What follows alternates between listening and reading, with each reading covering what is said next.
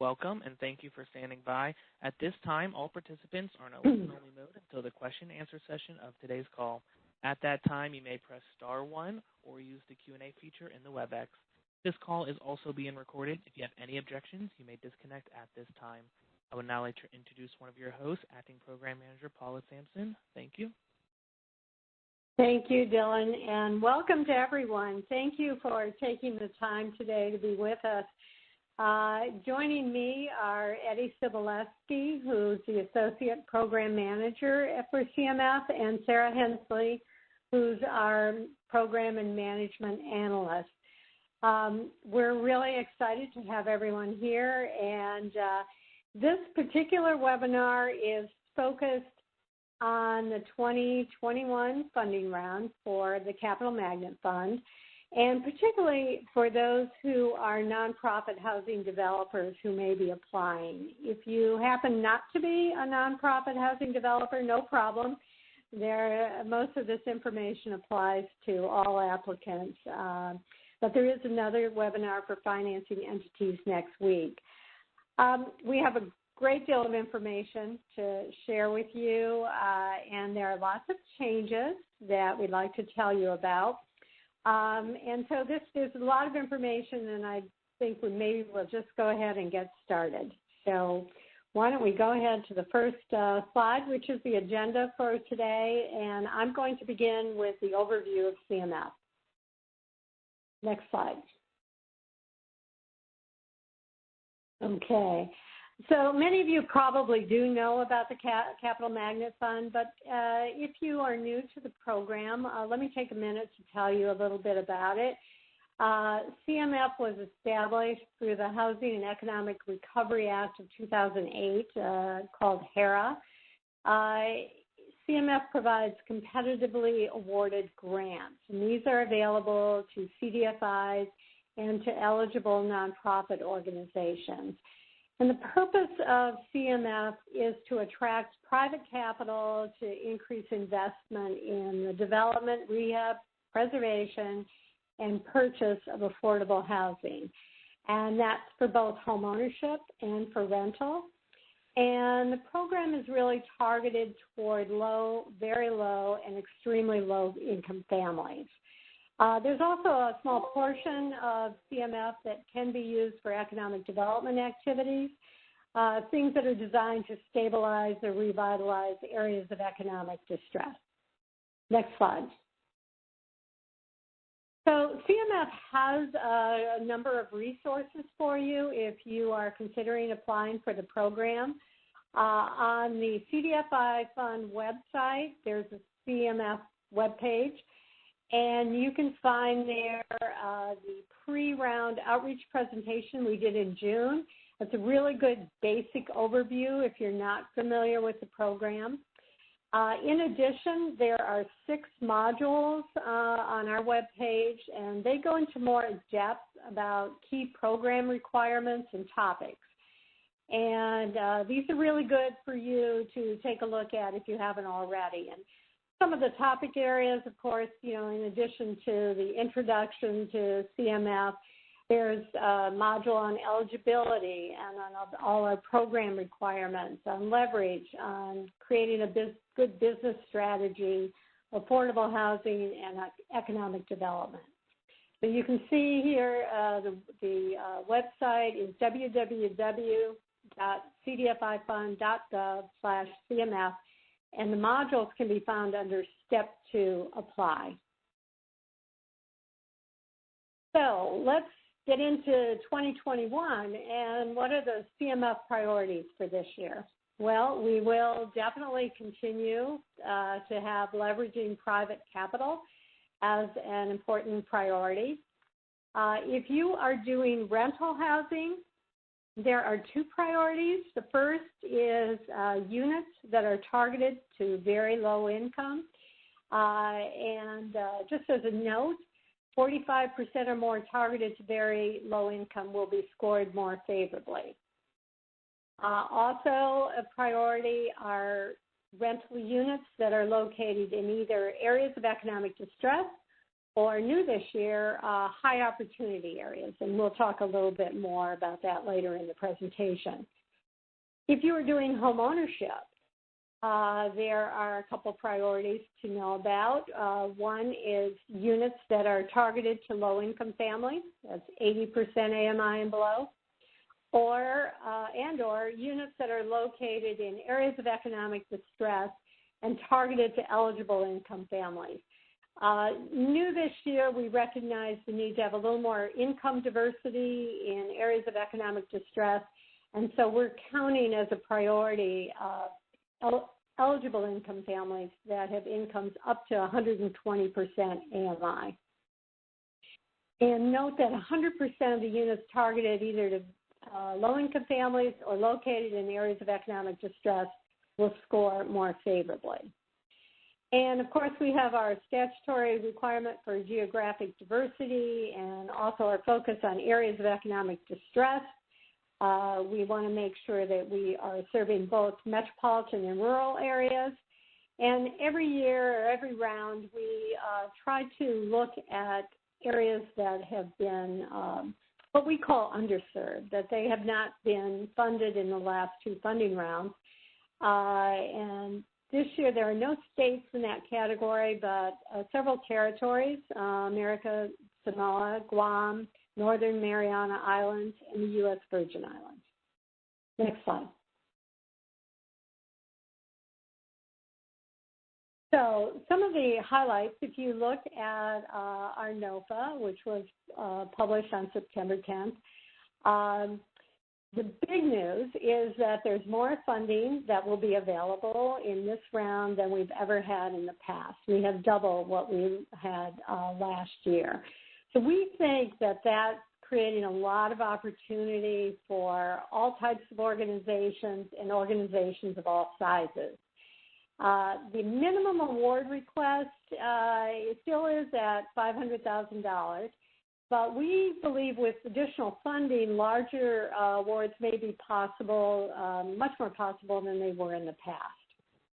As I mentioned, high opportunity areas have been added as a priority for rental housing. And we have incomes up to 120% AMI in areas of economic distress for home ownership are also considered a priority. You will find that the income targeting scoring is a little more clarified in the NOFA. And new this year, up to 15% of your awards may be used outside an approved service area. So this would allow you to take advantage of unexpected opportunities that may come along during your investment period. New this year also is affiliates are now allowed to submit separate applications. So if you have a parent organization submitting, and you also have an affiliate, but they're doing something completely different, you both may submit applications for CMF. This is new. There are rules around this, so I suggest you spend a little time on the application instructions and the NOFA to make sure you completely understand that if you're planning to take advantage of this particular one. Also, because there may be larger award amounts, we are offering as an option to request 2 payments for your award. And this is a way, perhaps, to extend the commitment time for the awards. But keep in mind that you may do this, but it does not change your disbursement or your project completion deadlines, just your commitment deadlines. And based on track record and strategy, CDFIs now may select to apply using a managing approach, developer approach, or a financing entity approach. So those are some of the changes and the highlights to look for in the NOFA this year. Okay, and now I'm going to turn it over to Eddie, who's going to talk about eligibility and CMF applicant approaches.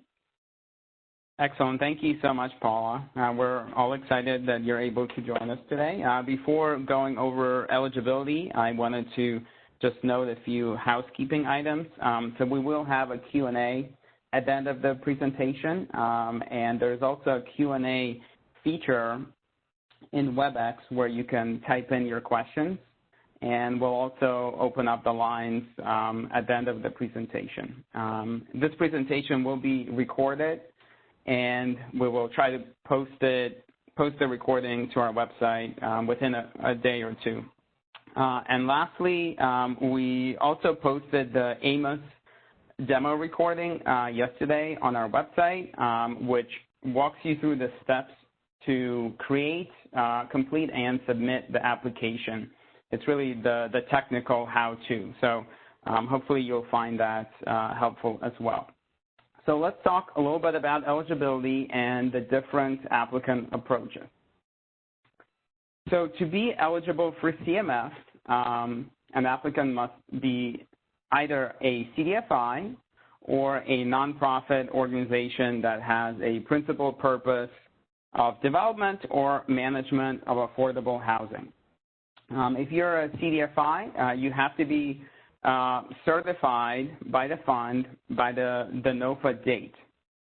And also, that means that the fund has not notified you that the CDFI certification is in default or has been terminated.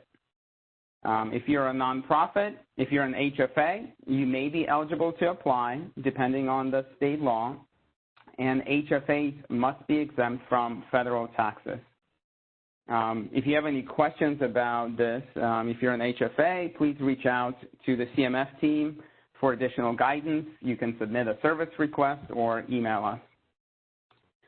Please note that all applicants must have been in existence as a legally formed entity for at least 3 years prior to the application deadline. In addition, all applicants must submit audited financial statements for the most recently completed 2 fiscal years as of the date of the NOFA. Okay, so as Paula mentioned a few minutes ago, affiliates are allowed to apply in this round. This is a change, so they may submit separate applications under this NOFA. However, you do need to be aware of a few restrictions. So first, affiliates that will play a role in executing the applicant's strategy cannot apply in this round. Each applicant must propose a substantially different strategy than its affiliate that is also applying in the same round.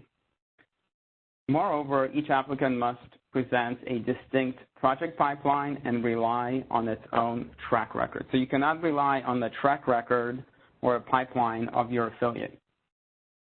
Any applicant must be eligible on its own behalf and cannot rely on any other organization for eligibility purposes, including affiliates. This is extremely important. So the entity that is applying must meet all eligibility requirements on its own behalf, and you cannot rely on any other organization to meet these eligibility requirements.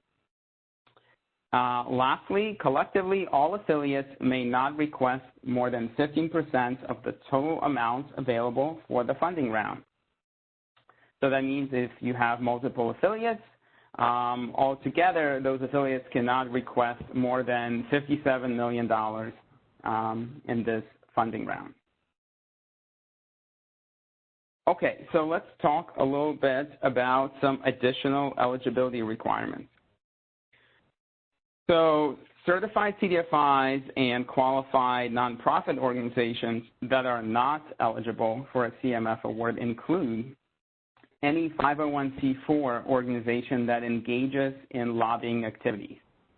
So you can be a 501c4, but as long as you don't engage in lobbying activities. So that's the key there.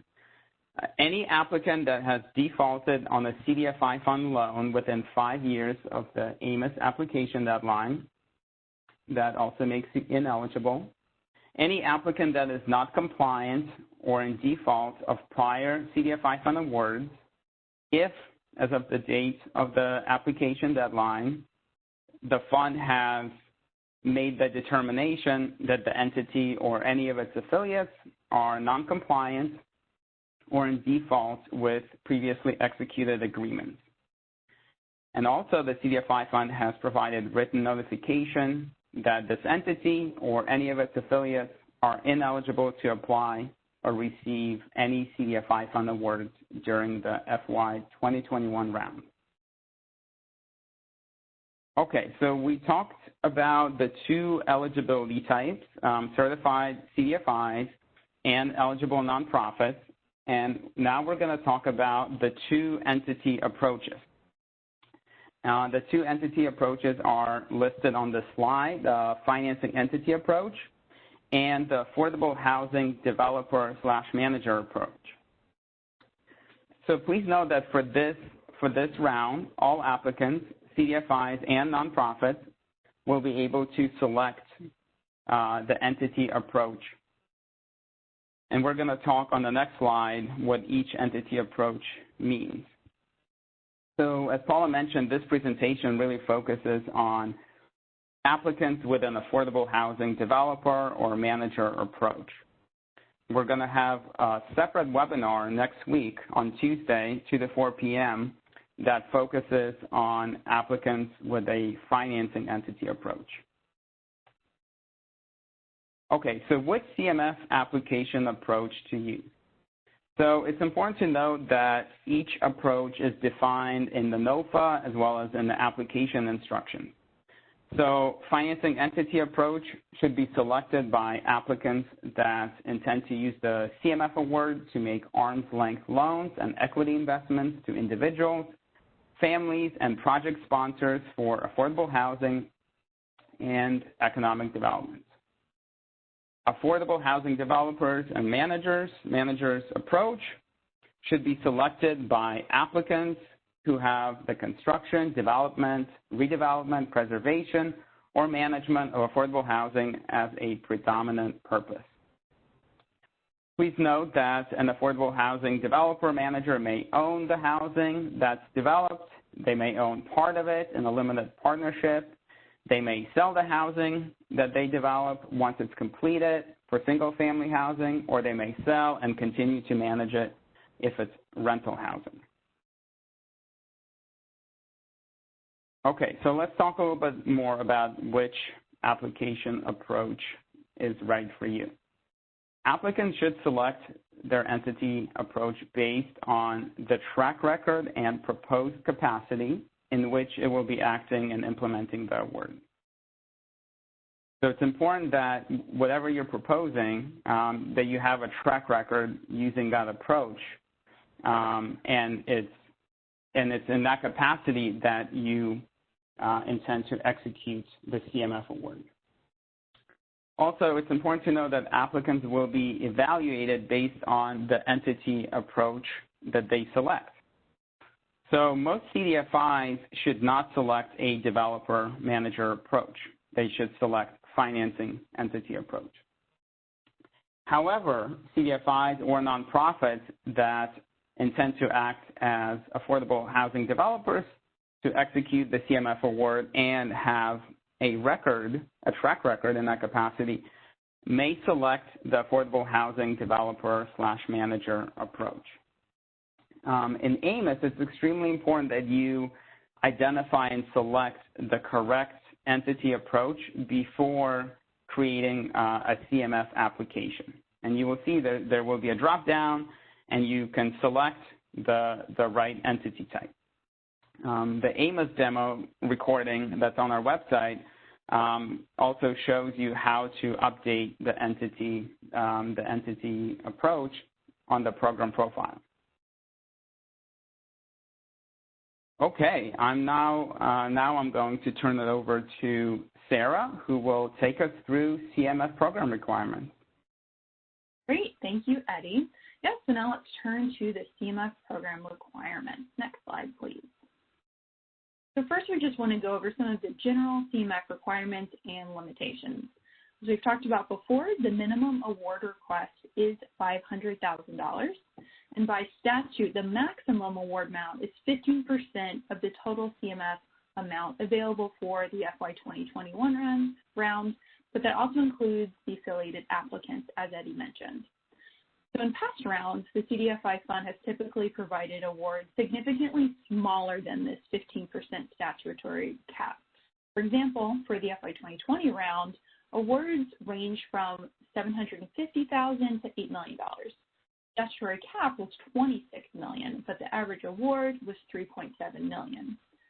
So this year, given the larger amount of funding available, $380 million, compared with the past round, the CDFI fund anticipates providing larger award sizes under this funding round. Another core part of the program is that CMF recipients are required to leverage their CMF award at a ratio of at least 10 to 1. And each CMF award must result in eligible project costs, which includes the CMF award dollars plus leveraged costs, and an amount that equals at least 10 times the amount of the CMF award. So let's put that in an example. If an applicant is requesting $1 million, they would need to leverage another $9 million, resulting in a total of $10 million of eligible project costs. Next slide, please. So those leverage costs can be met through both private and public leverage sources. Again, sources of capital leverage by the CMF award can be loans from banks, program-related investments from foundations, low-income housing tax credit investments, funds contributed by the recipient itself, state or local governments, and any other number of private or public sources. Let's go into a little bit more what's considered public versus private. The public sources of leverage are typically grants, loans, or awards made to the applicant or project with funds that are allocated by federal, state, or local governments. Please note that costs financed are supported by the recipient's award or allocation from another CDFI program cannot be counted as leverage costs for the CMF award. And then on the other side, for private sources, these generally refer to investments or loans from private third-party entities. Examples of this can include private activity bonds, LIHTC equity and other investments, lines of credit, loans, or other investments that are made to the applicant or projects from private sources such as banks, private investors, or philanthropic entities. And for regulated depository institutions, depositors are also counted as private sources. Next slide, please. So we've talked about public versus private. Now let's talk about the 3 ways to leverage CMF. So we have 2 on this slide, and then we'll have a 3rd on the next slide. First, let's talk about enterprise-level leverage. This is capital earned, borrowed, or raised by the applicant, which is designated for the applicant's use and ultimately is used to pay for leverage costs, but initially is not restricted for use for specific properties at the time it is earned, borrowed, or raised. These can be either public or private funded, and examples include program-related investments, loans from third parties, or an organization's own contributed capital. For project-level leverage, this is capital raised or earned that is restricted to a specific project at the time it is raised, and it will be used to pay leverage costs. Examples for this include mortgages secured by the property, proceeds from the sale of bonds, equity investments raised through LIHTC, deferred developer fees, and loans and grants from local and state government made directly to a project. Next slide, please. And then 3rd, reinvestment level. So for reinvestment, this means the redeploying of repaid proceeds of the CMF award dollars and or enterprise level capital during the 5-year investment period. The recipients have the option to count reinvestment leverage to meet their total leverage multiplier. Again, that 10 to 1 requirement. However, there is no requirement to use reinvestment strategy to reach your leverage goals.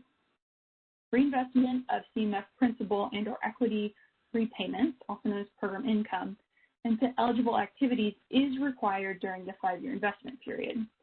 But applicants should only include projected reinvestments for projects that will be completed within that 5-year investment period. So if your business strategy will generate CMF program income during the 5-year investment period for which you plan to reinvest and count as leverage, you should definitely note that in your application. This may be the case when a CMF award is used for short-term financing needs such as pre-development, and will be repaid during the investment period and then redeployed to another project. Next slide, please. So now let's turn to investing in affordable housing. So the CMF awards, which Paula mentioned, can be used to finance both rental housing and home ownership. Rental housing can be multifamily, more than 5 units, or single family, 4 units or less. And while most rental housing is developed as one property, scattered site development is also permitted. For home ownership, this is usually single family housing, but can also include single family detached, condominium, cooperative, and manufactured housing.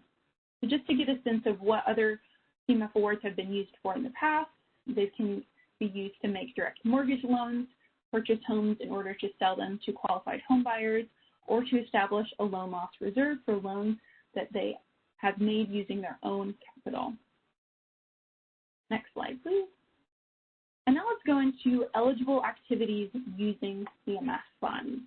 So these are the core activities that you'll select during the application and that you can use for the CMF program. First, to capitalize a housing magnet fund. Second, capitalize a revolving loan fund. Third, capitalize a loan loss reserve. 4, make risk-sharing loans. 5, provide loan guarantees.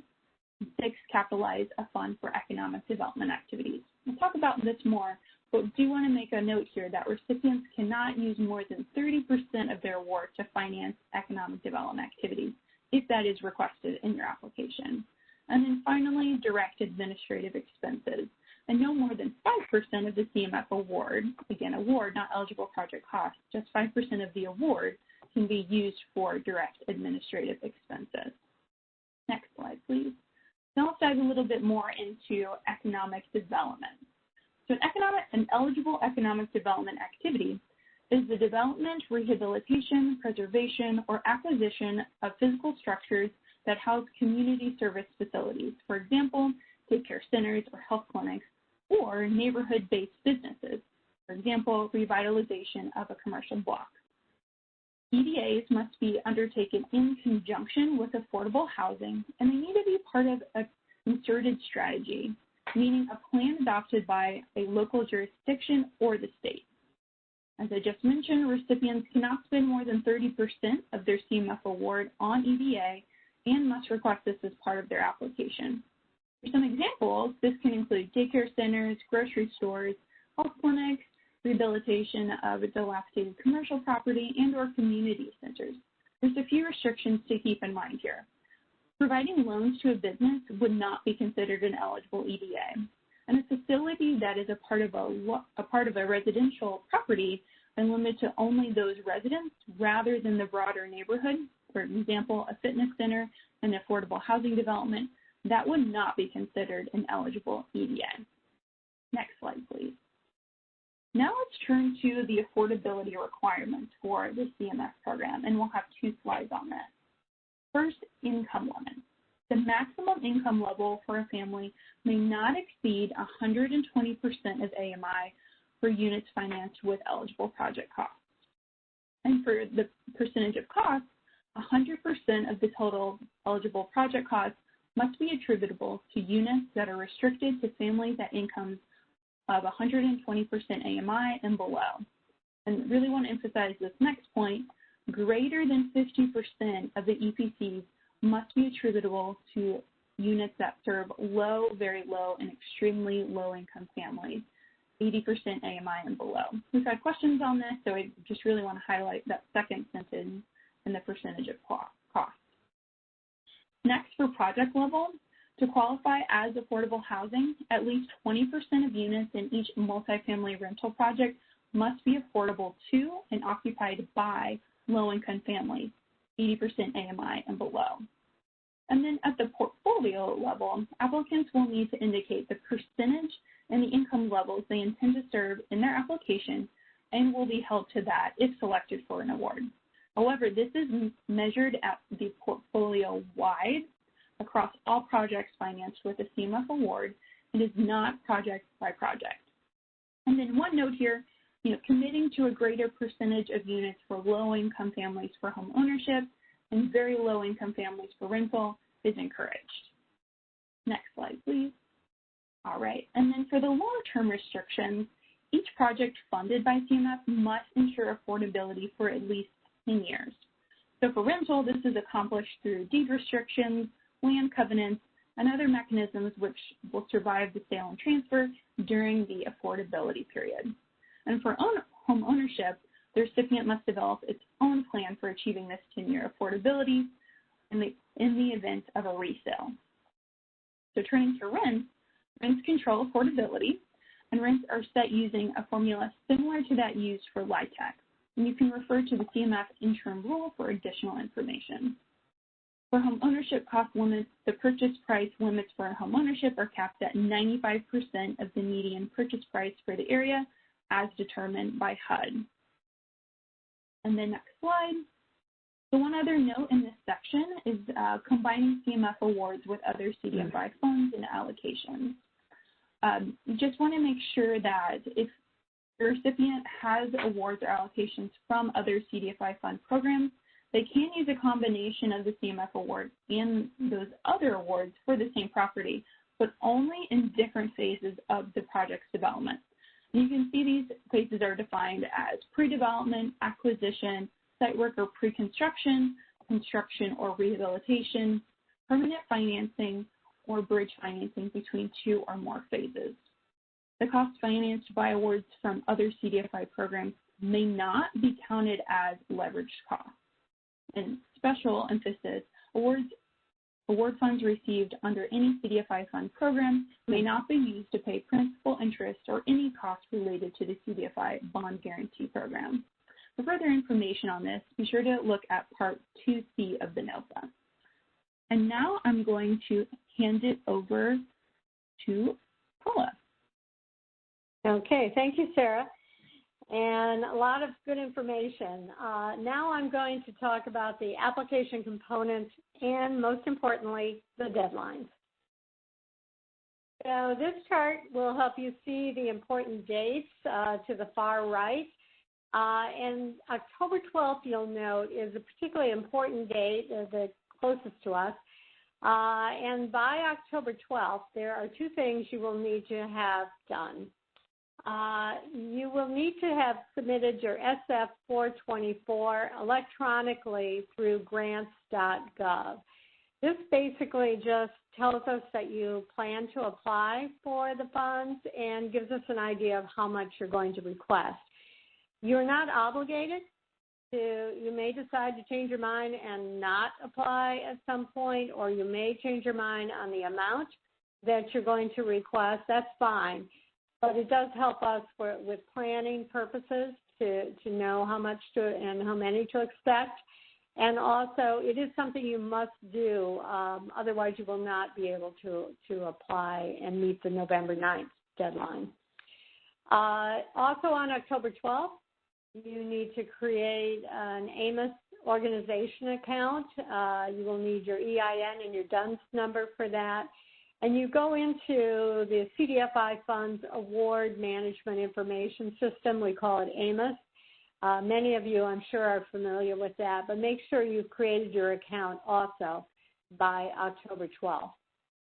And then, of course, the most important deadline is November 9th, and that is when your CMF online application has to be submitted, and that is done electronically through AMOS. So the open period for the application, September 9th it started, and it runs through November 9th. We expect that we'd be able to make our award announcements by spring of 2022, next year. You know, you can contact us through email and calls and such if you have questions while you're filling out your application. But please note that those questions have to come in no later than November 4th of this year. Anything received after that, we will not be able to answer until after the November 9th deadline. Next slide. So the application that you'll be submitting through AMOS has several parts. The opening part is about questions about your organization. There's application information that you'll need to provide. There are 3 parts. The first part addresses business strategy and leveraging strategy. Second is community impact. And part 3 is organizational capacity. And these are largely narrative. But there are also appendices that you will need to complete. Many of these are more in chart form or tables. But there's also other forms of certification. So make sure that you have completed all the appendices as requested.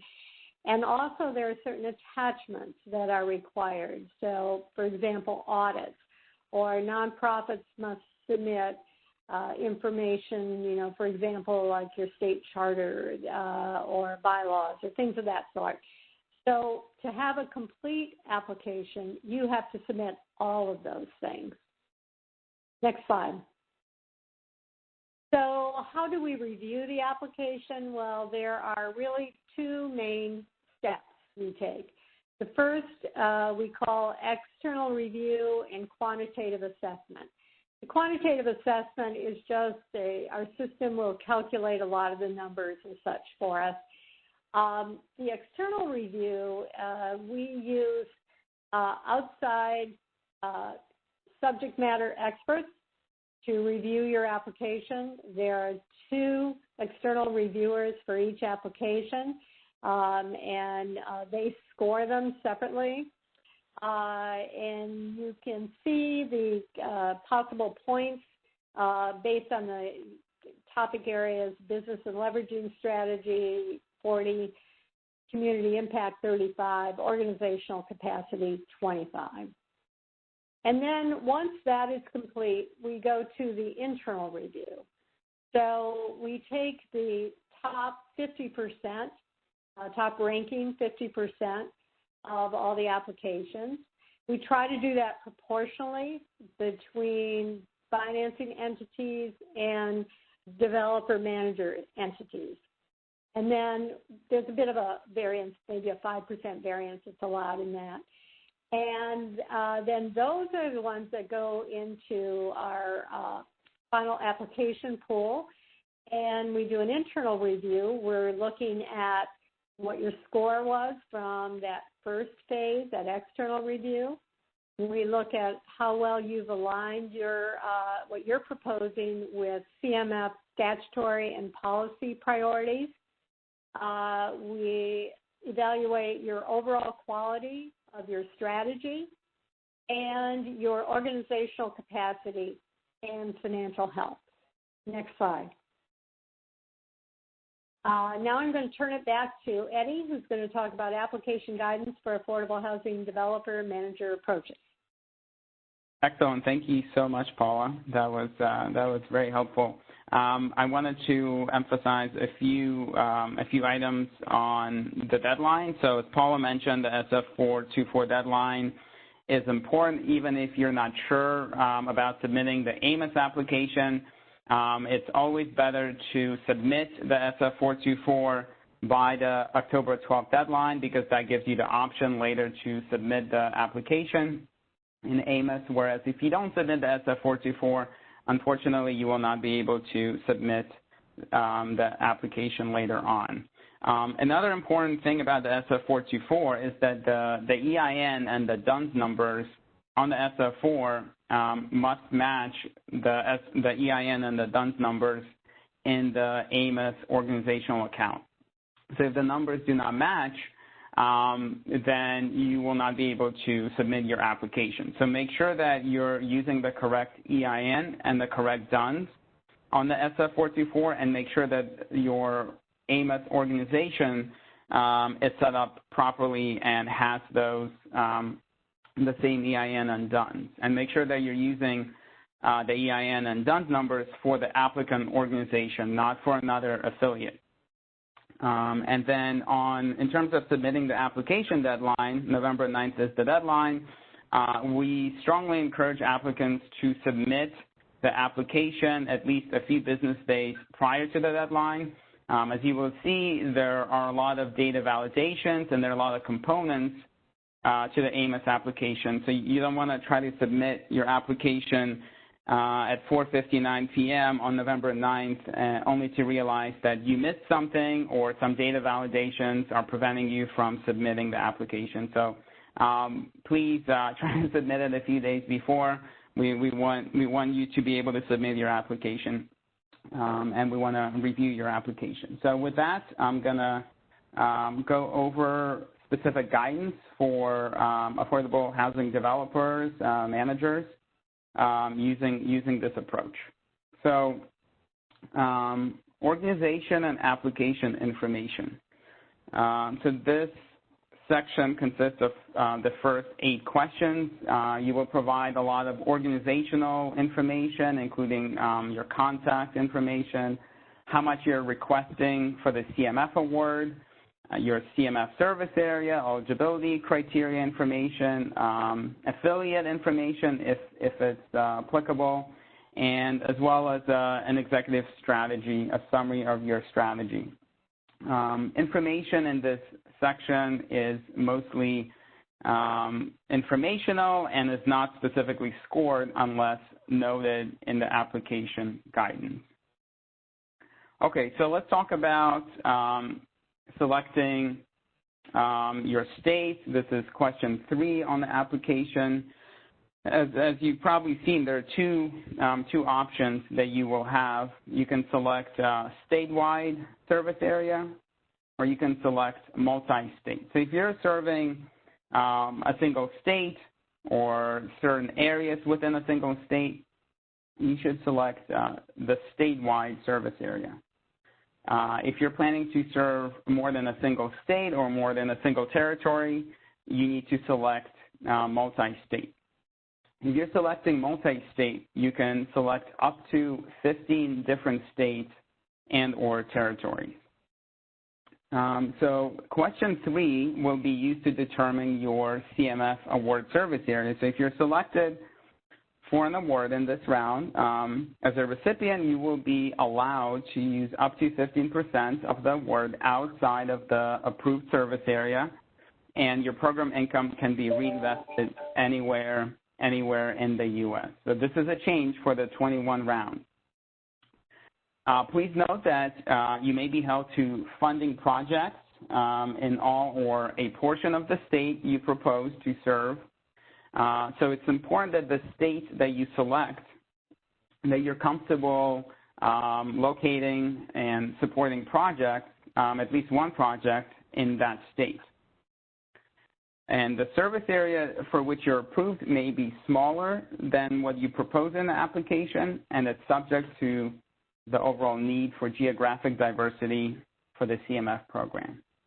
So as noted earlier, an applicant will score more favorably if the applicant proposes to serve American Samoa, Guam, the Northern Mariana Islands, or the U.S. Virgin Islands.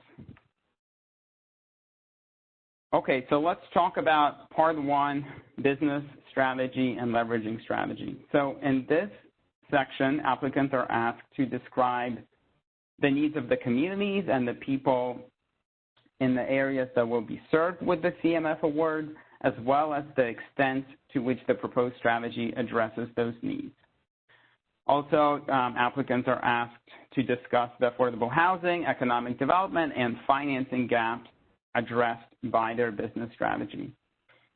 Applicants are also asked to describe the projected CMF activities, track record, the role that CMF award will play in their project financing strategy, and the strategy for leveraging private capital with the CMF award, as well as leveraging the CMF award at the enterprise level through reinvestment and or at the project level as applicable. Okay, so let's talk a little bit about question 9, which focuses on your eligible activities, financing activities, and proposed uses. So eligible activities in question 9A, in this question, applicants will be restricted in the assistance agreement to use the CMF award for the options selected. So it's extremely important that you select the appropriate eligible activities. If selected for an award, only those activities will be will be approved. Financing activities, 9B. So activities financed with CMF award dollars and any program income earned during the 5-year investment period. Please note that applicants will not be held to these selections in their assistance agreement. So you do have some flexibility in terms of the financing activities. And proposed uses, this is question 9C. The application will generate the applicable sections based on selection of homeownership, rental housing, and or economic development. Applicants will not be held to the specific uses indicated in 9C, for example, development or rehab, but you will be held to the activity type. So if you select rental housing, for example, in the assistance agreement, you will be held to rental housing. If you select homeownership, you will be held to homeownership. You can select rental and homeownership and EDA, or a combination of those. Okay, let's move on to the next slide, question 10. This is where you will discuss, you will address the community analysis and financing gap. So make sure that you're describing the nature and the extent of affordable housing needs, as well as your vision for addressing those needs, and if applicable, the economic development needs. So that's going to be in question 10A.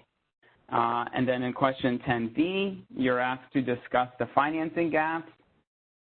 So please describe the financing that is missing or financing that is not available at appropriate rates and or terms. Please note that applicants will score more favorably if they clearly align the proposed CMF award activities with the identified housing needs. So there should be a clear link between the two. And also, information presented here should be supported by relevant data. Okay, so let's talk a little bit about question 11. Question 11B deals with the financing strategy. So here your narrative should tie everything together, and you should discuss how the activities that you plan to undertake will address the needs and financing gaps in your specific market. You should clearly describe how the CMF award will be delivered to the project. Will it be a grant or a loan? And what phase of project financing it will support. Financing strategy narrative should also discuss the financing activities and products that are in Appendix 1. And we're going to talk a little bit about Appendix 1 later. And please note that an applicant will score more favorably if the CMF award activities will result in more favorable financing rates and terms. Question 11C deals with secondary market activity. So if it's applicable, you're asked to describe the anticipated transaction and how all CMF requirements will remain in place. If this question is not applicable, then you can just enter non-applicable in your response. Question 11D is for applicants that propose loan loss reserves or loan guarantees. And here you're asked to describe the strategy, the structure, and the role of the CMF award. And so this question will only appear if the applicant selects loan loss reserves or loan guarantees in question 9A. So I mentioned Appendix 1, so you will need to complete Appendix 1. If there's a numeric field that may not be applicable to you, simply input 0 for that field. Okay, I'm going to turn it over to Sarah to take us through the rest of this section. Great, thanks, Eddie. So now let's talk a little bit about track record. So on question 12, you'll describe your track record relevant to the proposed financial products and activities. And you'll want to discuss your experience in serving that specific proposed service area and your undertaking similar activities. That track record narrative should support the projections in scale and scope. And the track record narrative should discuss the track record tables in Appendix 2. And we're going to talk about those Appendix 2 tables in just a few moments. The applicants should rely on their own track record and not include activities of, 1, affiliates that are not subsidiaries, and 2, any affiliate who's also an applicant for the CMS FY 2021 NOFA. Next slide, please. So for the projected performance and pipeline, this will be the focus of question 13, and you'll want to be sure to describe your activities and projects so it's clear how a CMS award will be used and what outcomes are expected through the use of that award. To the extent you're undertaking a significant increase in activities compared to your track record, offering a new project, or serving a new market or location, be sure to describe what you are doing to ensure that the projected activities will be achievable. Those projections, that narrative should be supported by the projection tables in Appendix 2. And one note, you're not required to have shovel-ready projects, but we do want to see that you have a pipeline of projects or can easily build a pipeline.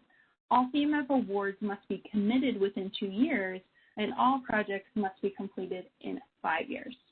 The pipeline discussion for question 13 should be consistent with the projects identified in Appendix 3. And we'll talk about those two, Appendix 2 and Appendix 3, in just a moment. Next slide. But just to highlight, for both home ownership and rental, an applicant is going to score more favorably if, number 1, its projected activities are achievable based on the applicant's strategy and track record. Number 2, it has a credible pipeline of projects or can demonstrate clear demand for its proposed financial products from borrowers. Or 3, for projects proposed, it has some financing sources committed, awarded, or funded. Next slide. Now let's talk about those tables that were mentioned on the previous slide. So within Appendix 2, there are several tables to be completed. A set focused on track record and a set focused on projections. So tables A1 and B1 focus on track record. And within this, applicants should enter data on the track record of production based solely on the activities undertaken by the applicant. We're really emphasizing this, but we want to make sure it's clear that you should not be including the activities of affiliates that are not subsidiaries of the applicant. And then with the projections, you're going to enter data on the applicant's projected production only, and you see the bold there, related to its CMF award, right? So only what you'll use with the CMF award. The projections in tables A2 and B2 will be used to determine a minimum number of units to be produced with the CMF award and will become a condition of the assistance agreement. So it is really important that those projections are accurate and that they are related to the CMF award itself. Okay, next slide. So with Appendix 3, again, there's 2 tables here, and they correlate to that pipeline that we were talking about before. So in Appendix 3A, again, that's where we're talking about project pipeline, and this is where you'll actually enter in your projects. So you should include at least 2 and up to 8 projects unless you're capitalizing solely a home ownership project. In that case, you'll only enter that 1 home ownership project. For pipelines exceeding 8 projects or where projects have not yet been identified, you should provide the estimated aggregate cost information on those projects and the total for additional projects category. And we'll talk about question 14 on the next slide, but the total eligible project cost entered in Appendix 3A must equal to question 14, which talks about leverage, but to highlight that here. And then for Appendix 3B, this is the sources. And this is going to be where you'll list the total of all anticipated sources of capital needed to finance the pipeline activities that you just listed in Appendix 3A. And for these sources of capital, you'll list them by status, either sources secured/received or anticipated/projected, as well as by source. Is that early stage or permanent? And then the net sources at the bottom of Appendix 3B should equal the eligible project cost in 3A. So you'll see there's a lot of built-in validations where we're trying to help make sure that the pipeline equals the sources, which equals the leverage cost. So if we go to the next slide, that's where we'll talk about leverage. Important reminders about this. The overall amount leveraged by your CMF award is determined based on the total eligible project costs for the projects financed and supported by the award. Guidance on what counts as an EPC is found in the application frequently asked questions, which is on our website, and the total EPCs for a project won't exceed the total development costs for a project. So question 14 is where applicants are going to submit their overall leverage summary. Applicants will enter the total eligible project costs that will be supported by the CMF award, so that's 14C, and then projected leverage costs will be auto-calculated. On questions 14F and G, this is where you'll split the amount of leverage costs from private sources and public sources. If we go to the next slide. And then within that leverage, you'll talk about the various different types of leverage that we talked about before, enterprise, project, and reinvestment, as I mentioned earlier. So question 15 focuses on enterprise level leverage. So within this question, applicants will enter the amount of enterprise level capital raised from private and public sources. And you'll see that they're being split. If your organization does not intend on using enterprise level capital, you can simply enter 0. Then you'll want to have a narrative discussing your strategy to attract this enterprise level capital, particularly private capital. And then you'll discuss your prior track record in raising and deploying funds from sources you're targeting for this enterprise level capital. And then in Appendix 4, this is where you'll identify potential sources of enterprise level capital. And just one note, if you're not proposing any enterprise level capital, if it's 0 for questions 15A and 15B, then Appendix 4 will not appear. Okay, next question, slide. Okay, and then for reinvestment, so question 16. So this is where an applicant will indicate whether they plan to reinvest any of the CMF award proceeds or enterprise level capital during the 5-year investment period. That'll be through questions 16A, B, and C. And again, if you're not planning on using reinvestment, simply enter 0 for these questions. Just be aware that if your strategy does involve short-term lending investment that's going to generate repayment of principal or equity from your initial deployment of the CMF award during those first 5 years, you will be required to reinvest these funds as they're considered program income. But you should only include projected reinvestment for projects that will be completed within the 5-year investment period when filling out question 16. If your CMF strategy does involve reinvestment, then you need to indicate how much you plan to reinvest each year during the 5-year period, and there will be amounts for each of the 5 years. And then you'll need to provide 2 narratives. In 16E, you'll discuss your strategy for reinvesting the CMF award in enterprise level capital, and then also your track record in managing repayment and reinvestment of capital. Next slide. Okay, and then for question 17, that's where you'll focus on project level leverage.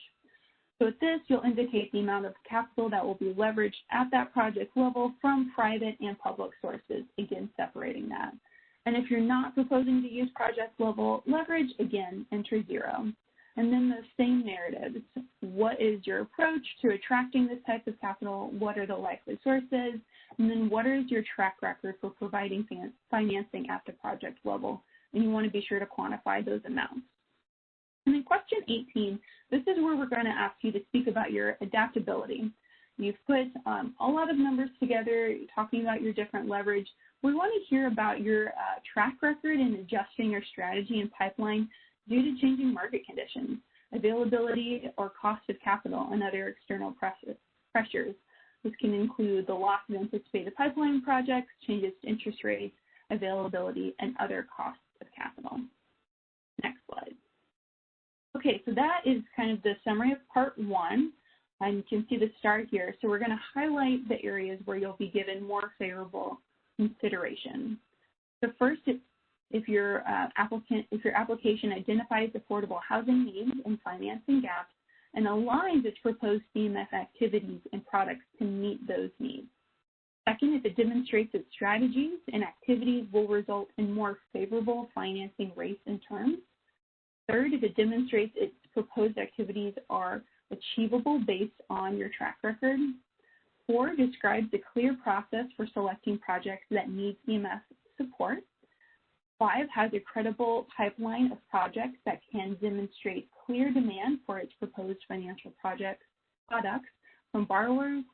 And finally, has a clear strategy for and track record of leveraging, particularly private capital. Great. And now I will pass it over to Paula. Okay, thank you, Sarah. That was part one, just part one, and now we're on part two, but it gets a little easier. So part two is about community impact. So we want to make sure that we want to hear from you how your strategy will lead to the impacts that you're talking about in the application.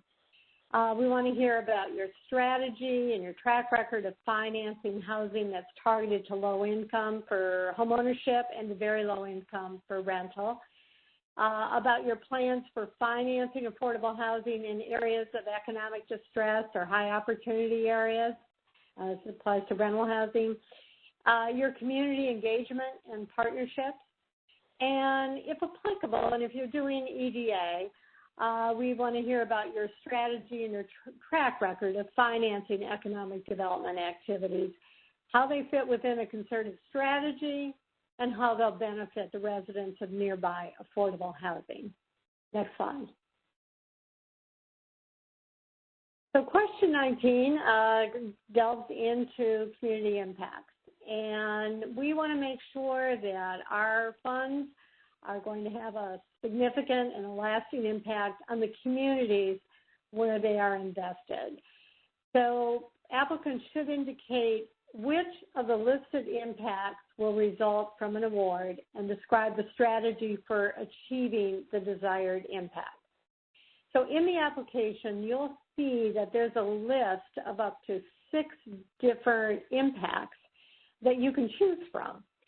And you should select at least one, but you may select up to 3 if you're having impacts in different areas. And we're going to walk through what those impacts are in a second. If you're doing EDA, there are just 2 identified impacts, and you can select one or both.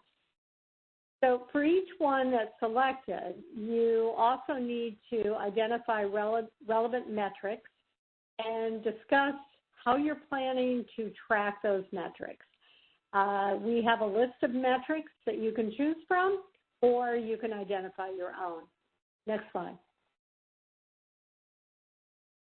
So in question 19A, these are the impacts that you may choose from. So they range from improving the financial stability and wealth building, improving health outcomes for low-income families, particularly seniors, children, formerly homeless, persons with disabilities, or with other health challenges. The third one is opportunities for low-income residents to avoid dislocation and remain in their home or their neighborhoods.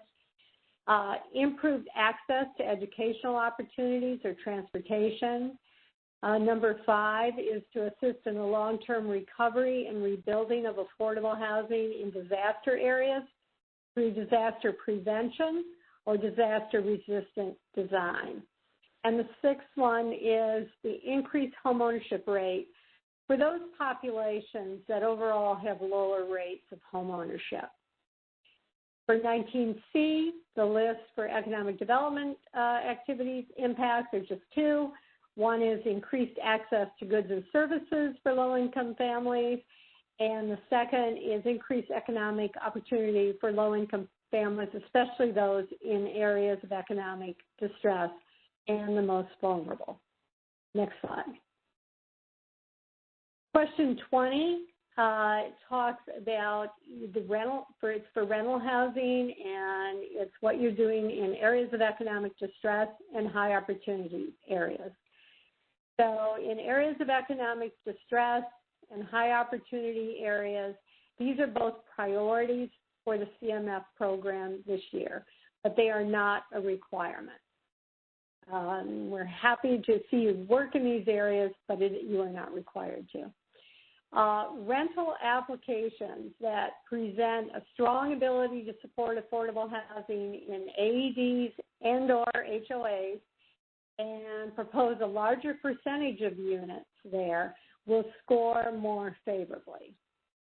And you don't have to do the research on whether or not your census tracts fall into AEDs or HOAs or other designated areas.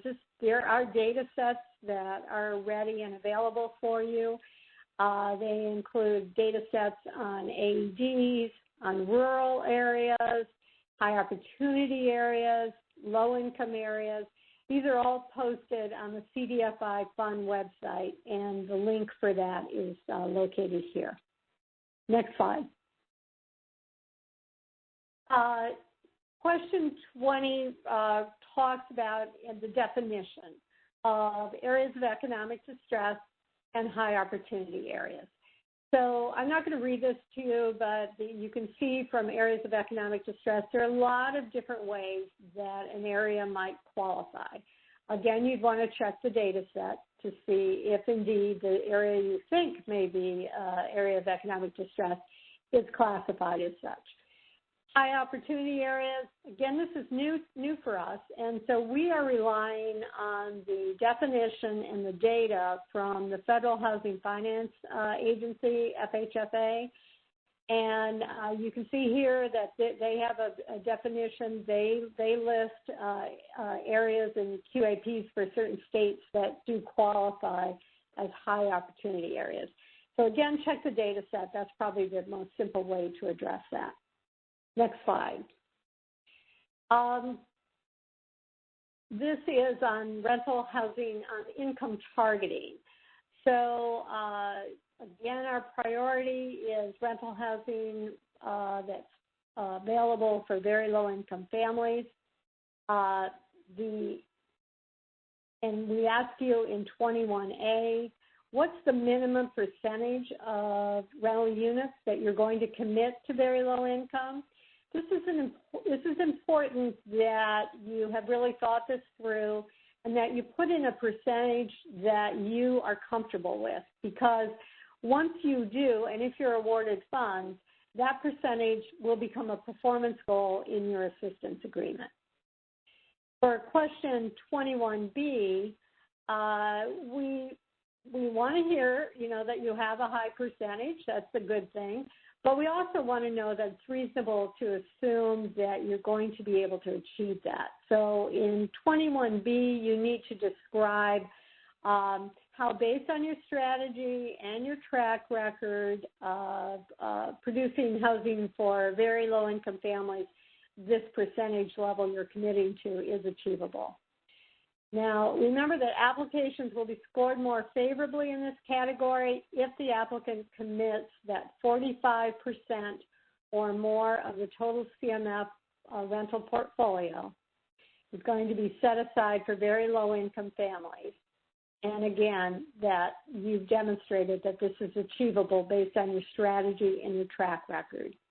Now, those applicants, you might not be hitting 45%. You're still eligible. You just won't score as high on this question. So just want to make sure you understand that. So I think that covers my section. And now I'm going to turn it back to Eddie. Excellent. Thank you, Paula. So we're still in the community impact section, and now we're going to discuss question 22, which focuses on geographic and income targeting for homeownership.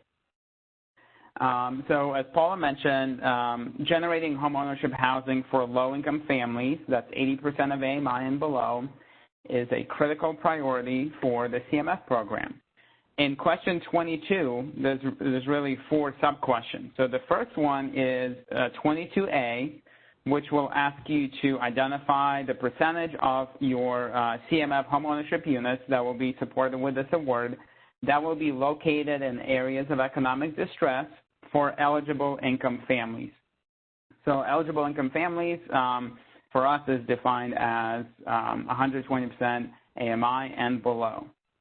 The next question, 22B, will ask you to enter the percentage of your CMF homeownership units that will be targeted to low-income families. So that's 80% of AMI or below. The following question, which is a very important question, question 22C, asks you to enter the total percentage of homeownership units that will be located either in an area of economic distress or targeted to low-income families. So this question is important because if selected for an award, this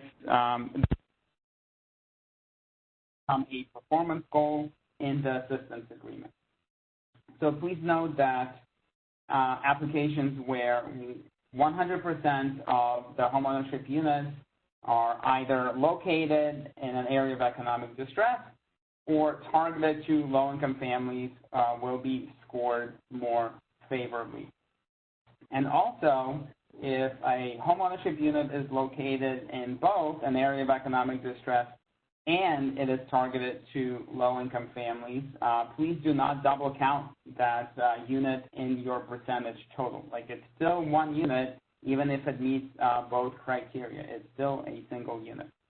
And then in question 22D, you're asked to describe how you will be able to achieve the percentage listed in question 22C based on your proposed strategy and your track record. Okay, moving on to question 23, which focuses on community partnerships. So here you're asked to describe the partnerships with other organizations. These include housing developers, lenders, community organizations, and how these partnerships will enhance your strategy and impact for low-income families. You're asked to discuss if you're working with a state or a local jurisdiction that has innovative land use and affordable housing policies, expedited processing, or is waiving certain regulatory requirements, which will reduce overall development costs for your project. Question 24 is focused on economic development activities. This question will only appear in the AMIS application if you proposed economic development activities in question 9. If you don't select economic development, you're not going to see question 24, and there's nothing that you need to do here. If you are proposing economic development activities, in this question, you're asked to describe how the applicant will ensure that its activities are certified as being part of a concerted strategy to stabilize or revitalize a low-income area or an underserved area in conjunction with affordable housing. And so these are defined terms in our reg. Concerted strategy means that it's a formal planning document that demonstrates a connection between affordable housing activities and economic development activities. So here you're asked to describe how the planned economic development activities will serve nearby residents of affordable housing. Okay, moving on to question 25, which focuses on rural areas. Please note that applicants will score more favorably if they commit to invest at least 10% of the CMF award in rural areas and demonstrate a track record that supports the proposed percentage. So please note that it's a percentage of the CMF award, not a percentage of your units. So the definition of a rural area is the same as in previous rounds. It's based on the enterprise duties to serve final rule. The data set is listed at the bottom. There's a link there. There's a column that indicates whether every single census tract is rural or not. And also it's important to note that the percentage that you will enter in this question, 25A, will become a condition of the assistance agreement if you're selected for an award. And again, it's important to use the database for the correct funding round. So the link is there. There's a spreadsheet with the data, and you can also access the SIMS mapping tool, which contains the same information, and you can visually see whether each census tract is located in a rural area or not.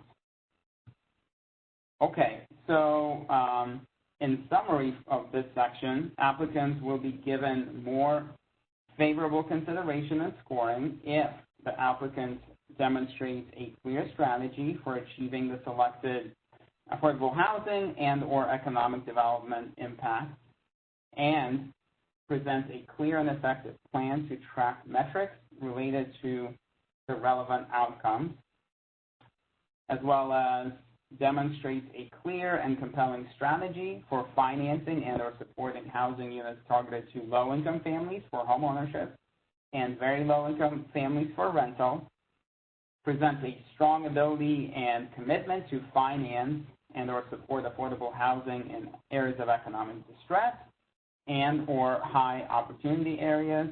High opportunity areas apply only for applicants that propose rental activities. If proposing economic development activities, the applicant demonstrates how its proposed EDA aligns with the concerted strategy and that it will benefit residents of the nearby affordable housing. And last but not least, if an applicant commits to invest at least 10% of the CMF award in rural areas and demonstrates a track record of serving rural areas. So now I'm going to turn it over to Paula to take us through the next section. Okay, thank you so much, Eddie. Now we're going to talk about part 3, which is your organizational. Paula, yes? Hello? Can you hear me? Yes, Paula, we can hear you. Okay, I'm sorry. Okay, part 3 is organizational capacity. In this section, you're asked to identify and describe your management team and your key staff. Tell us about the roles and responsibility those staff will take in managing your CMF award. We want to hear about your past experience in managing federal awards and CDFI awards, the financial health of the applicant, and as developers, your property portfolio performance. And appendices 5 to 7 are also associated with organizational capacity. Next slide. So question 26 and appendix 5 are about the key personnel. So in question 26, it's a narrative, and you'll describe the roles and responsibilities of the key personnel who's going to manage CMF. But you don't need to repeat the qualifications that you're going to be providing in appendix 5. So you want to kind of do those in sync. Now, the roles and responsibilities, they should be appropriate to an affordable housing developer manager approach. In particular, building, experience and capacity to build a pipeline of projects, develop affordable housing or undertake economic development activities, capable of portfolio management and managing program compliance. And then Appendix 5, you'll list the key personnel who will be integral to managing CMF and provide information on their expertise and experience. Next slide. So we asked you also about previous awards. Appendix 6 should pre-populate with your past award information from the CDFI fund if you've received prior awards. On question 27B, this is a narrative, and we want you to describe your experience in managing federal awards over the last 3 years. Tell us if there has been any noncompliance with a federal award or if you've had an OIG audit finding in the past 3 years. If you don't have federal award experience, you can describe your experience in administering awards from other entities, maybe states or cities or foundations. And particularly if you have large monetary awards that had substantial compliance requirements, you'll want to describe those. Applicants will score more favorably if they demonstrate a strong ability to successfully manage federal awards based on prior experience. For question 27D, this is your past CMF experience. If you are a past recipient, tell us a little bit about how you view your progress in deploying your past awards. How much of that funding has been committed, how much has been dispersed, as well as the projects that have achieved completion. Next slide. Question 28 is about financial health, and so you must provide us information on audit findings as well as a narrative focused on your financial health for the 3 most recently completed fiscal years. So if there are any cited weaknesses, you need to explain those and tell us how you are improving or addressing a problem that's been identified. Please tell us if there have been any recent material changes to your financial health that may not be reflected in the most recent audited financial statements for the last fiscal year. And ensure that your narrative is consistent with and refers to the financial data presented in Table D of Appendix 7. Make sure those two are in sync. Applicants will generally score more favorably if they demonstrate strong financial health, including strong capitalization, sound operating performance, strong liquidity, and favorable audit results. Next slide. So question 29 is around portfolio health. And for developer applicants, you should describe your property portfolio. Tell us about key trends or changes in the portfolio for the 3 most recently completed fiscal years and the current fiscal year to date. Make sure your narrative is consistent with and refers to the relevant portfolio data that you're putting in Table F of Appendix 7. And compare your performance with industry benchmarks where appropriate. Explain any weaknesses, especially around low net operating income, high vacancy rates, things of that sort. Applicants will score more favorably if they demonstrate solid property portfolio performance. Next slide. Appendix 7, Table D and F. Again, these are financial data and property portfolio tables. Table D provide the applicant's financial data as of the fiscal year end for the 3 most recently completed fiscal years.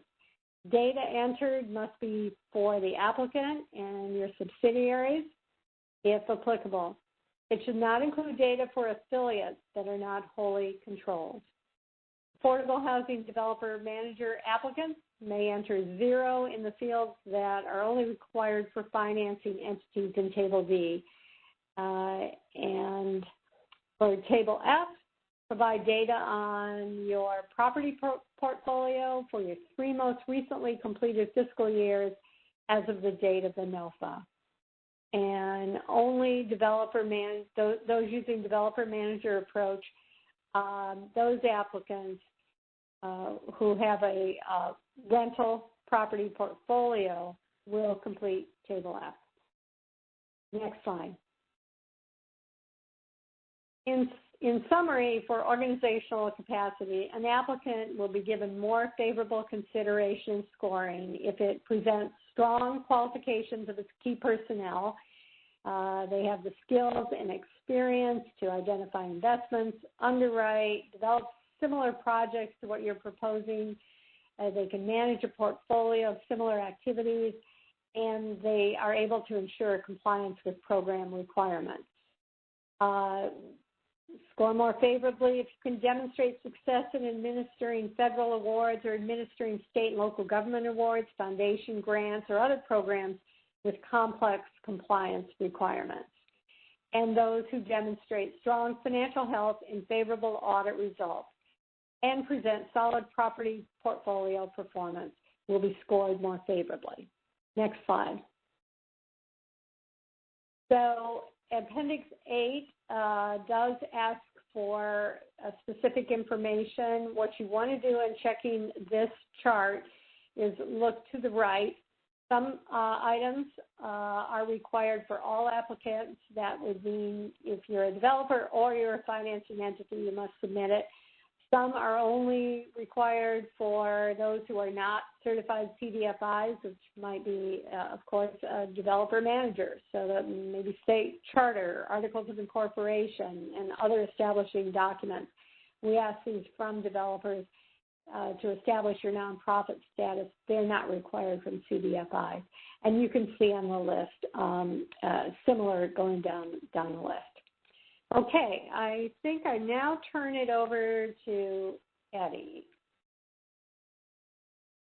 Thank you, Paula. So we're almost at the finish line. We just have a few more slides, and then we'll take your questions. So we do want to go over that you might find helpful and valuable. We mentioned our website. If you click on Step 2, Apply, there are a number of resources for you. We especially encourage you to review the 2021 CMF pre-round outreach presentation. There's a recording as well as the slides. The training modules, there are 6 training modules that focus on different CMF topics that Paula mentioned earlier. These are really helpful. The CMF interim rule, also known as the reg, and then obviously the NOFA, the Notice of Funds Availability, which outlines all of the eligibility criteria and requirements, as well as the evaluation factors. The application instructions, the application FAQs, the glossary, as well as the data set that we talked about that contains all of the information for areas of economic distress, rural high opportunity areas, and low income areas. So all of that is there, and we strongly encourage you to review all of those documents before completing and submitting your application. So who can you contact if you have specific questions? If you have questions related to the content of the CMF application, you should direct those questions to CMF staff. We encourage you to submit a service request or email us at cmf@cdfi.tresh.gov. You can also call us. The first 2 options are preferred, and we tend to respond faster to service requests and emails. If you have questions related to your CDFI certification status, compliance with previous awards, or allocation agreements, please contact compliance staff. They also prefer service requests and emails. Their email address is right there, ccme@cdfi.tresh.gov. You can also call them as well. And if you have IT-related questions, if you need IT support regarding AMIS or accessing your AMIS accounts, please contact the AMIS Help Desk, amos@cdfi.tresh.gov, or submit a service request. You can also call them. Again, submitting service requests or emailing is usually the preferred method. Okay, and the next slide just goes over the steps for how to submit a question through a service request in AMIS. It's fairly straightforward. You do need to have an AMIS account to do that. So you log into your account, click on Service Request tab on the top, then click on Create New Service Request button, select Capital Magnet Fund for the program field, complete all of the required fields, and then press Submit. and then CMS staff will review, and we will follow up either through the service request, or we will respond by email and or through AMIS. So with that, this is all of the main content of the presentation. I think we want to open it up to questions. I do see a number of questions have come in through the Q&A feature, so thank you for submitting those. Maybe I'll start answering those questions, and then Dylan, the operator, can you remind folks how to, what do they need to press to ask a question by phone? Yeah, absolutely. If you'd like to ask a question over the phone, it is star and then 1 on your phones. Please remember to unmute your phone and to record your name clearly when prompted. If you'd like to withdraw your question, it is star and then 2. Once again, to ask it, it is star and then 1. And allow a few moments for the first questions to come through as well. Okay, thank you so much, Dylan. So I'll start going through. I see 10 questions in Q&A. I think some of these we've already answered in the course of the presentation. Somebody was asking about the recording of the webinar. Yes, all of our webinars are recorded, and they will be posted on our website. It usually takes about 1 business day to get it posted on our website, so probably either tomorrow or Friday, it should be posted on our website. The next question is there a minimum private leverage requirement? That's an excellent question. There's no minimum private leverage requirement. However, private leverage is a priority for the CMF program, and it is an evaluation criteria as outlined in the NOFA. The next question is, does an applicant receive more points for projecting a leverage ratio higher than 10-to-1? So I'm assuming you're referring to the total leverage multiplier, the EPC's multiplier. And as we mentioned during the presentation, all applicants are required to have an overall leverage multiplier of 10-to-1. Applicants that propose a higher overall leverage multiplier do not receive additional points. So there's a distinction between private leverage and overall leverage. So private leverage is a factor, and for the overall leverage, as long as you're hitting the 10-to-1, you're fine, but you don't get additional points for exceeding the 10-to-1 on the overall calculation.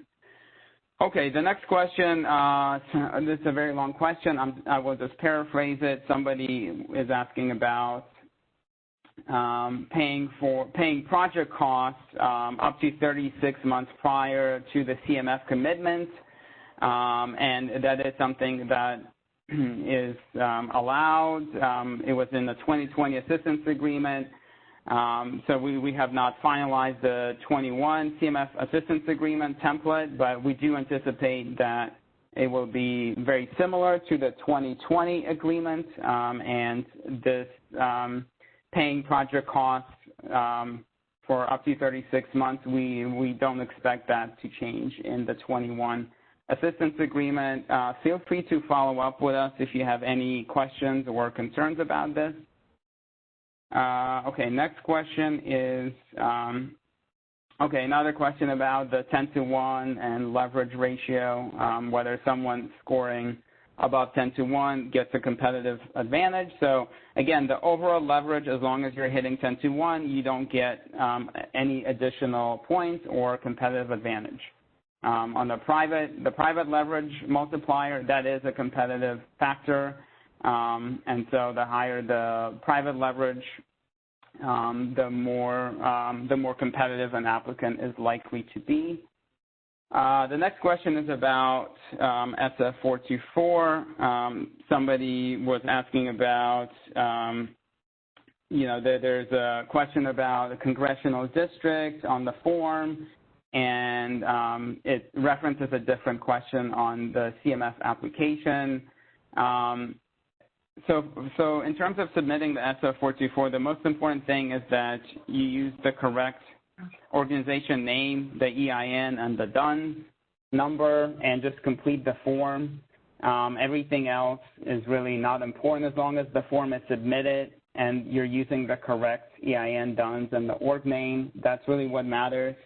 And you just need to submit it by the October 12th deadline. It's possible that the SF424 form may have changed slightly this year, so maybe one question references a different question. Again, for our purposes, it doesn't really matter. What really matters is that the EIN and the DUNS and the org name match up to your AMIS org account. And again, if you have specific questions or if you want to follow up with us, feel free to submit a service request or email us, cmf@cdfi.tresh.gov, and we can follow up and provide additional guidance. Okay, the next question is, how should developers who are not financing their development with debt and not providing mortgages respond to the question about the work activities resulting in more favorable financing rates and terms? So I think you're referring to question 11B that asks about financing activity. So I can actually try to find that slide really quick just to show. I think it's going to be slide 34, 35. Okay, I think it's this one, slide 36. So yeah, if you're not providing financing, then you would clearly describe how the CMF award will be delivered to the project, whether you're providing a grant or a loan to the project, as well as what phase of the project financing it will support. Yeah, if you have any additional follow-up or questions, feel free to reach out. But yeah, it's in the application instructions as well, in the tips section, so you can refer to the application instructions. Paul, I don't know if you want to add anything else for this one. No, I think you covered it. I think the description is probably more about a grant or equity, and you would just describe it as such. But I think Eddie covered it. Okay, excellent. I see two more questions. Actually, okay, a few more have come in the last minute. I thought I was making a lot of progress on answering these. Okay, so the next person is asking, how do we balance our pipeline of projects between areas of economic distress and high opportunity areas to be most competitive? So it sounds like you're proposing rental activities, or you're considering undertaking rental. And so there's no preference in terms of areas of economic distress or high opportunity areas for rental. We're assessing the percentage of your CMF rental units that will be located in either areas of economic distress and or high opportunity areas. So there's no preference. As long as you're hitting at least one of those conditions, that's really what we're assessing. Okay, the next one is, similar question about AD versus opportunity areas. Again, there's no preference between areas of economic distress versus opportunity areas. As long as you're hitting, as long as you have rental units in one and or the other, you're fine. Make sure you're not double counting your units. If you have a unit in both, make sure you're not counting it twice. Okay, the next question is, is there a way to include in the application our track record for our affordable housing projects currently under construction or pre-development? These projects were not complete from 2016 to 2020 and won't use CMF funds to help with completion. So there are a number of track record tables. The important thing with the track record tables is that you follow specific instructions, because for some tables it's based on the year that the project was completed, and then in other tables ask you to enter data based on when the transaction closed. So it's important to follow those specific instructions. And if you have additional questions, we can follow up directly. The next question is, do down payment assistance loans count towards the 33 1/3 affordable housing asset requirement? You're referring to the eligibility requirements, I'm assuming. So we can follow up directly after the webinar and address that question. I just want to make sure I understand your question before we respond. So I'm going to write down your name, and then we will follow up directly. If you don't hear from us by tomorrow, please email us, cmf@cdfi.tresh.gov. The next question is, how should we categorize units in our track record that were initially rental units but were converted to ownership? Similarly, how should we categorize units we developed using CMF funds that may be rental at first and then converted to homeownership within the 5 years? Okay. I think also this is something that we'd want to follow up and maybe get a little bit more information before we respond. The next question is we are a community support provider. We are a community support provider that provides housing for intellectual and development disabled adults. Would this be allowed? So, yeah, I mean, the question is, do you develop or finance affordable housing? That's the question. If you're only providing services, but you're not financing or developing or managing affordable housing, that doesn't sound like you would be eligible, but this is something that we can maybe discuss. Could you please either email us or submit a service request, and we'll follow up directly. I'm not sure I understand the full context and what kind of organization you are and the extent of services and what that entails. But yeah, if you're not a CDFI, you do need to demonstrate that your principal purpose is the management or development of affordable housing. Okay, the next one is it possible for two entirely separate nonprofits, affordable housing developers in one state, to partner and submit an application to work on this together? So the way that our program is set up is only one applicant can apply, and the assistance agreement would be between the recipient and the CDFI fund. Obviously, you can partner with other organizations, and in fact, we have a question in the community impact section that asks you to discuss those partnerships. So that's something that we do want to evaluate and assess. But in terms of submitting the application, you can't submit a joint application. So the applicant entity that's submitting the application needs to rely on its own track record and must meet all of the eligibility requirements on its own behalf. So it's something that you can discuss in the partnership and community engagement question, but you wouldn't be able to submit a shared application. Okay, the next question is private leverage multiplier required for max points. We don't, that's not something that we provide. What we say is, as stated in the NOFA, is that the private leverage is a competitive factor, and that is something that is assessed as part of the application process. The next question is, I'm representing both the developer and the CDFI. Is the presentation on September 28th the same as today's?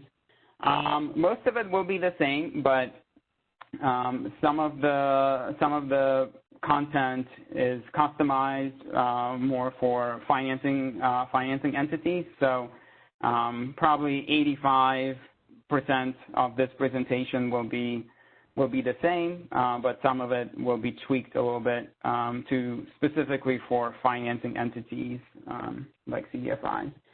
Okay, next question. In calculating total cost breakdown, is there a standard way to determine what percentage of the cost of a mixed-use project is housing versus economic development? Yeah, we have seen this question. There are many methodologies to doing that. You can, prorate square footage or cost. There are many different ways to do that. We don't have sort of a specific approach as long as you're using something that's reasonable and consistent. I think that's fine. If you would like additional guidance, that's something that we can provide. Feel free to submit a service request or email us, and we can follow up. Okay, next question. Yeah, these questions just keep coming. That's great. For homeownership, can units serve 80% AMI or below be outside of an area of economic distress, while units serving 80% to 120% AMI are inside an area of economic distress? Can be outside. Yes. So if you're doing homeownership, you can serve units. You can target low-income families that are outside areas of economic distress, and that would score favorably because it's and or. So you're targeting low-income families and or locating homeownership units in areas of economic distress up to 120% AMI. Okay, let's see.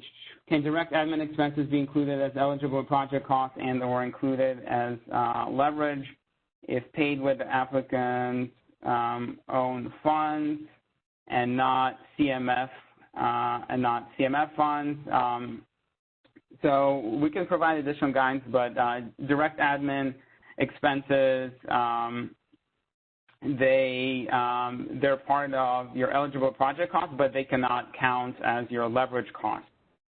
And it's a little bit complex, but we can follow up and provide additional guidance. Basically, they're netted out of your leverage costs. As you will see in question 14, when you complete the leverage calculations, they do not count towards your leverage costs.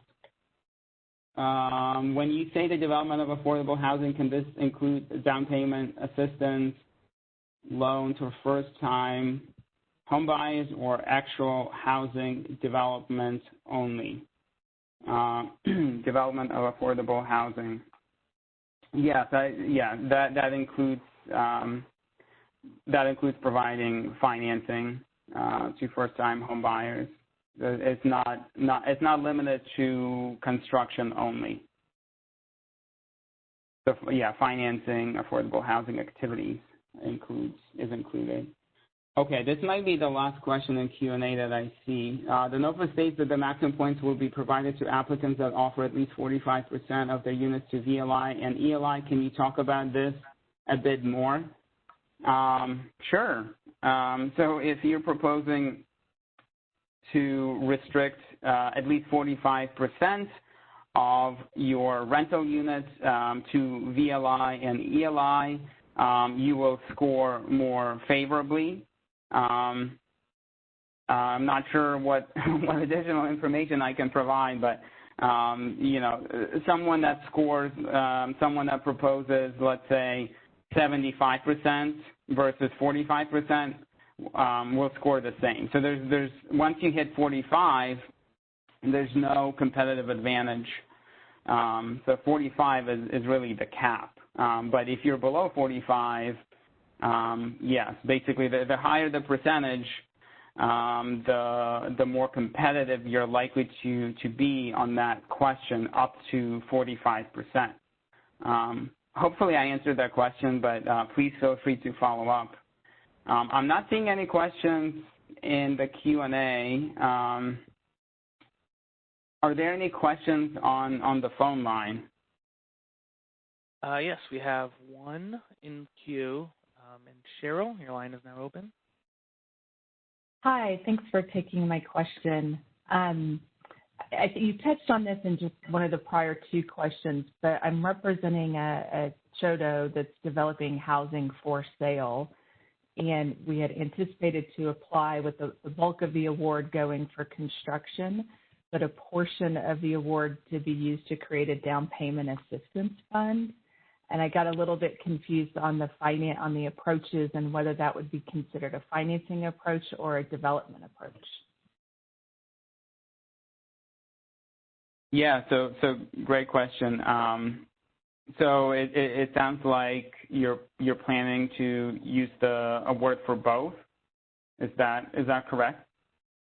That was the thought, with the bulk of the award being used for construction. But we see a need for additional down payment assistance over and above what's available in the market right now. So we were going to put that in there as well, for like a third of the award requested. Okay, so it sounds like primarily you would be acting as a developer manager, and your track record is primarily developer manager as well. Yeah, so to me that sounds like that would be the developer manager approach would be more appropriate. Paula or Sarah, do you guys have any thoughts? No, that's exactly what I was thinking. So I think that CHODO tends to be more of a developer type. Okay, thank you. And since I'm the only one in line, if I could ask a follow-up, one of the questions in the Q&A about the direct administrative expenses was also my question. And the question in the application you pointed me to, question 14, it talks about direct administrative expenses that are paid out of the award.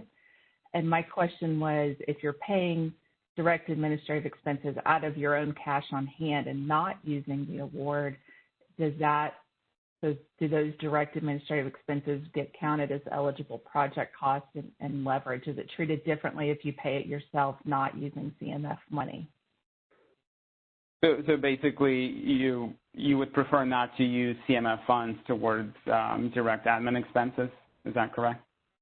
Yeah, because we might have more than 5%, or if we can, money is somewhat fungible, so if we can move things around and pay that out of our own cash on hand, if it increases our leverage and our EPC.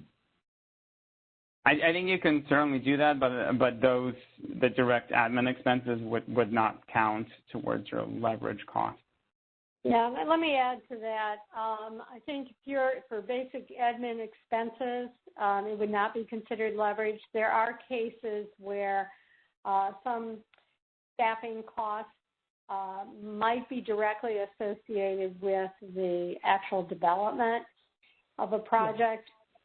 Those might be able to be treated as leverage, but I think it's unique to the situation, so we can't give you a blanket answer on that.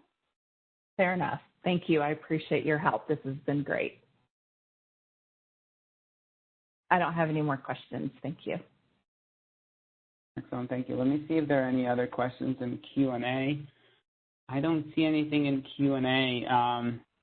We have a few more minutes. If anyone has last-minute questions, we can answer. If not, we can wrap up, and feel free to send us your questions after the presentation. Again, the recording should be published probably by the end of the day tomorrow or early Friday. I'm not seeing anything else in Q&A. Dylan, are there any? Oh, okay, I see one more. Okay, someone just typed it. Any examples of ways that you can maintain affordability for 10 years in for sale housing? Paula, you want to tackle that one? I can't see that question. Can you repeat it? Sure. Someone is asking about some specific examples to maintain affordability of 10 years in for sale housing, so for homeownership.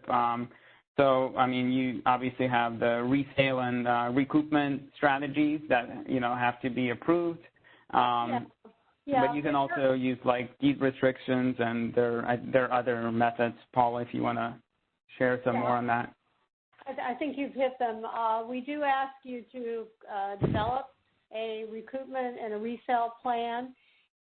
So if somebody sells their house, that's allowable, but you as a recipient have an obligation to replace that house, maybe using other funds or maybe that repayment of the CMF as a result of the sale. That needs to go back into replacing that unit. So you keep your unit count for at least that 10-year period. So there's flexibility.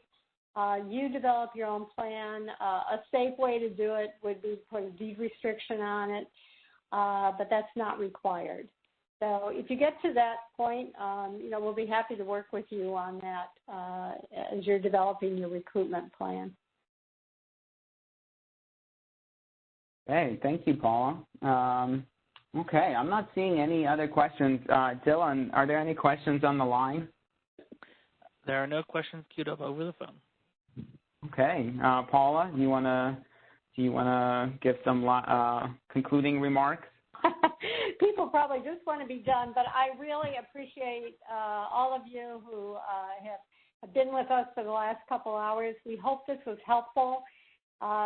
We want to stress there's a lot of resources among our staff, but also on our website. And so feel free to reach out if there's something that wasn't covered that you are curious about or that you're struggling with as you prepare your application. We're encouraging you to submit an application. We're particularly excited with the greater amount of funding we have and the opportunity that creates for you this year. So thank you again, and thank you to Eddie and Sarah for doing such a great job.